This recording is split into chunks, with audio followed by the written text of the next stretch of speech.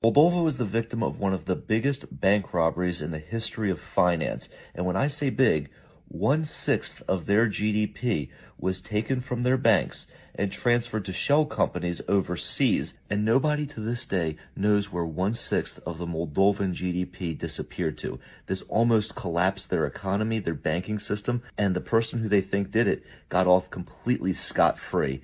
I'm going to show you what happened. So it's 2014, and Moldova surprises everyone in the finance community by nominating a 28-year-old kid named Elon Shore to run one of their biggest banks, the Bank of the Economy.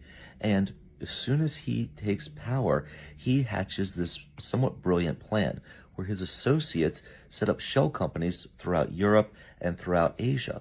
And then those shell companies, over a period of 3 days, take out loans with no collateral that gets rubber stamped by other friends that he has, and over $1 billion is extracted from the Moldovan economy before anyone knows what happened. A couple days later, it gets announced what happened, and instantly the Moldovan lei falls over 40% in value. They even call America to come in and help do a forensic audit and find out what happened. But by the time the Americans get to the bank to examine things, all the bank records have been deleted. And so they think, no problem, we'll go to the physical records. But the physical records for all of the banks got loaded into a van from the security company that Elon Shore owned and got driven out a couple miles out of town and got set on fire with all the bank records in it. So there was no evidence left of what happened. So the authorities catch up with him, and they put him under house arrest for 30 days, and they're hoping to extract an easy confession. But this kid denies everything.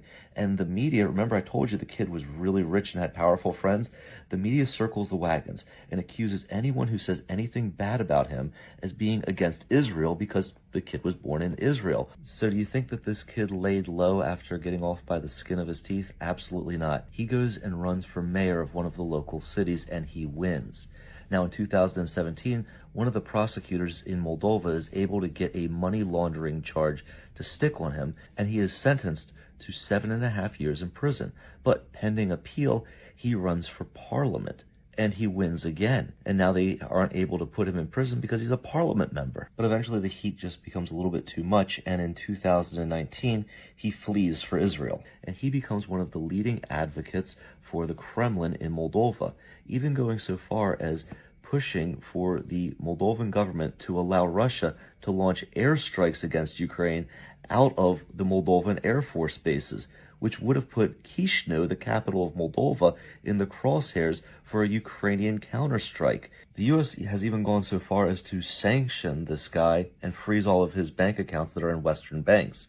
But I really want to know what you Moldovans out there think. Leave a comment below, and if this video provided value to you, give me a like and a follow, and I'll be really interested to see your guys' discussion. I'll see you guys on the next video.